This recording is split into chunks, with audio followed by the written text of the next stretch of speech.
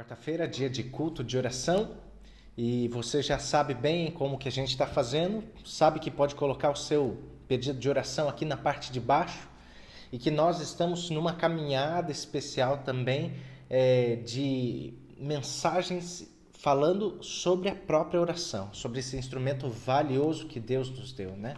A gente tem usado esse pequeno livro aqui, é o Manual de Oração, escrito pelo professor Humberto Moura, professor da Faculdade de Teologia, lá no NASP, né?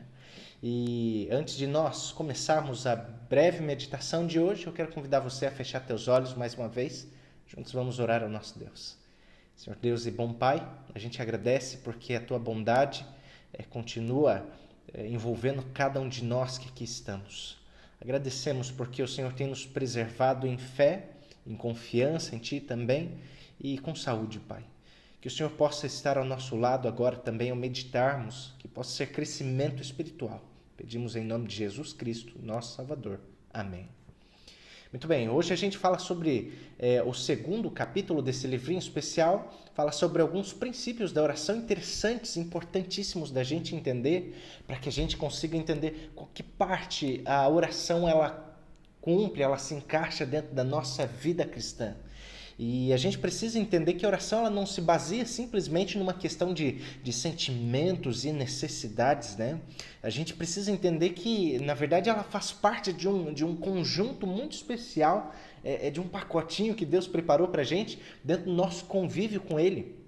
E que existem, sim, alguns princípios essenciais. A gente vai falar sobre 4 deles que ajudam a gente a entender a oração e o seu vínculo com a vida cristã, de uma maneira que ela possa se demonstrar um pouco mais segundo a vontade de Deus. E a primeira delas é entendermos a oração como parte da nossa consagração, né? Às vezes a gente acaba olhando para a oração como se ela fosse o ato de esfregar uma lâmpada mágica onde Deus iria sair de dentro daquela lâmpada e iria responder aos nossos desejos, né?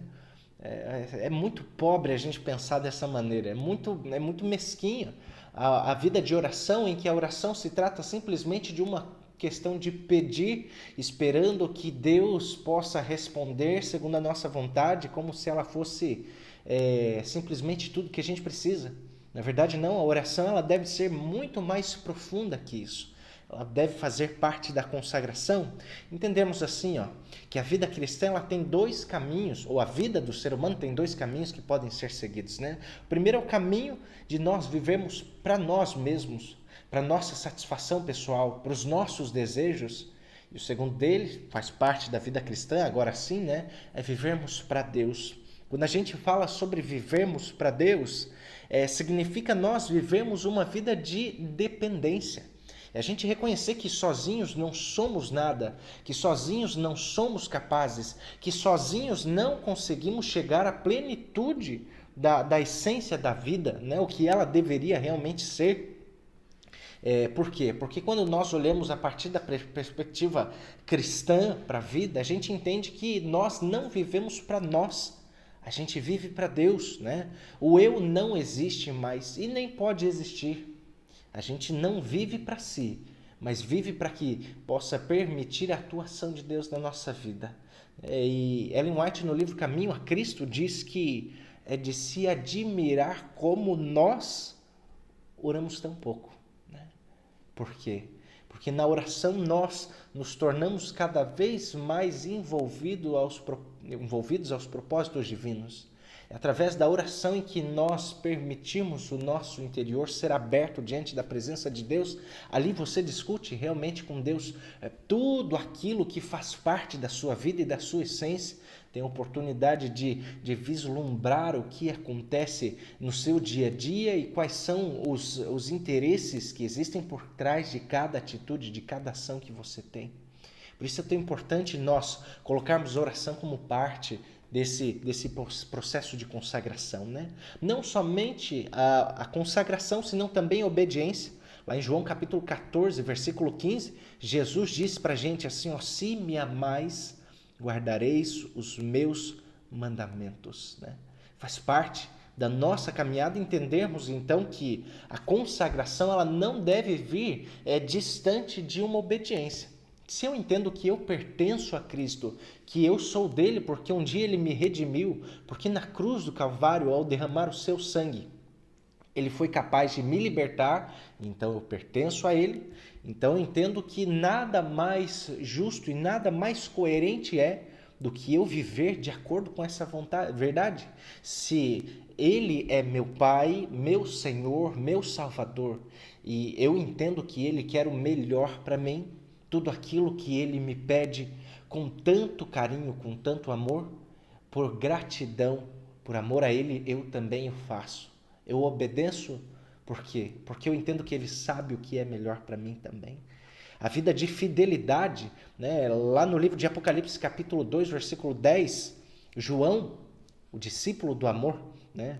Ele, ao escrever, traduziu as palavras, a vontade de Deus no capítulo 2, versículo 7, 10, dizendo: "Sê fiel até a morte, e dar-te-ei a coroa da vida eterna." É claro, palavras vindas do próprio Deus. Isso daqui ajuda a gente a pensar que a gente não pode abrir concessões ao pecado. A gente não pode abrir concessões ao pecado, e essa é uma frase muito interessante de ser pensada no nosso tempo, porque a gente vive um tempo de cristianismo de conveniência. Eu faço as coisas contanto que isso seja agradável para mim, contanto que isso me traga lucro de uma certa maneira. Nós não somos cristãos por conveniência. Nós somos cristãos por convicção, porque a gente sabe o que Deus fez por nós. Se eu entendo o que de fato Deus fez por mim, eu entendo que a minha fidelidade não pode ser comprometida pelos meios, pelos contextos, ou até mesmo pelos problemas que estão à minha volta. Apesar de tudo aquilo que possa vir a acontecer, ainda assim permanecerei fiel ao meu Senhor. Isso é importante, tem que me levar a pensar, tem que levar você a pensar também. Será que eu tenho vivido uma vida cristã de conveniência? Será que ao eu me relacionar com Deus eu tenho colocado limites à minha fidelidade? Eu não posso esquecer o fato de que Deus não se privou de ser fiel por nós, foi fiel até a morte. Ele, antes de tudo, fez tudo o que estava em seu alcance para que pudesse nos dar a garantia, a certeza de que podemos herdar a vida eterna por aquilo que ele fez por nós. E o quarto ponto que eu quero falar para você é sobre a confiança, né?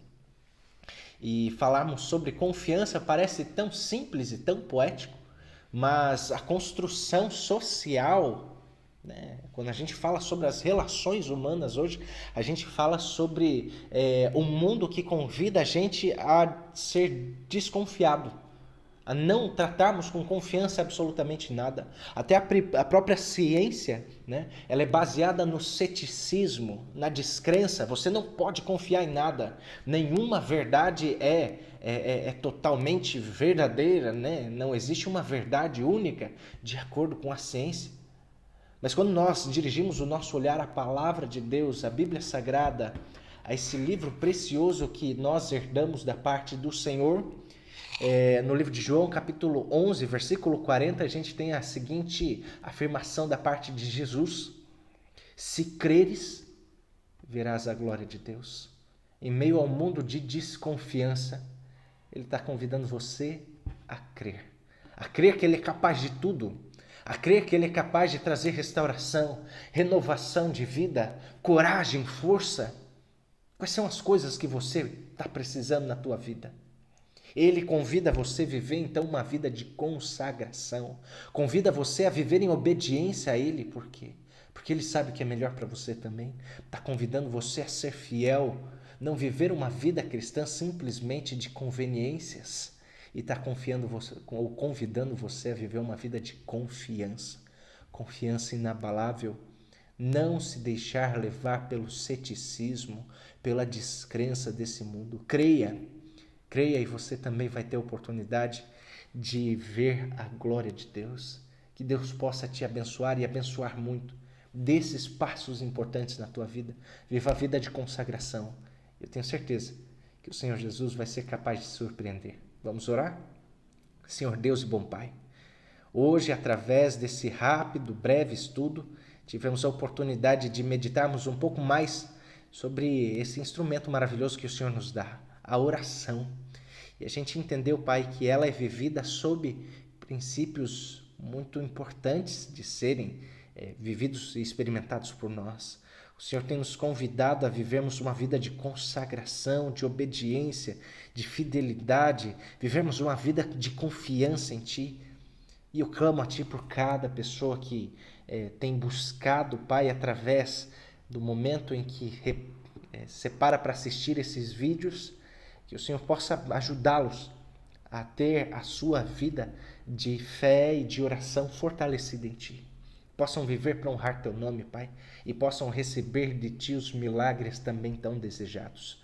Peço as Tuas bênçãos, porque sabemos, ó Deus, do que o Senhor realmente é capaz. Entregamos nossa vida a Ti em nome de Jesus. Amém. Deus abençoe a você. Continue firme, continue crendo e seguimos caminhando todos juntos. Deus te abençoe.